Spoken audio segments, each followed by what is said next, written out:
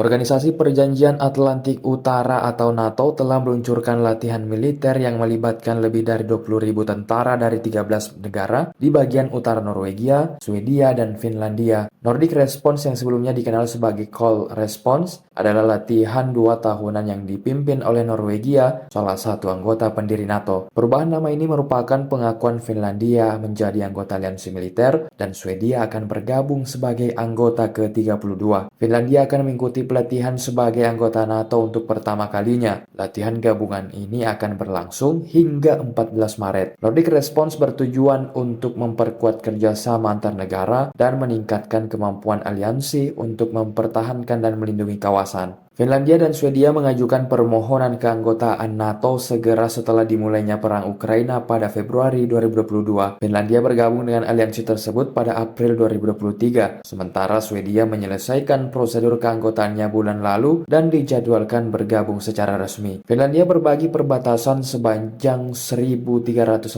km atau 833 mil dengan Rusia, perbatasan terpanjang di Eropa dan semakin waspada sejak dimulainya perang Rusia terhadap Ukraina.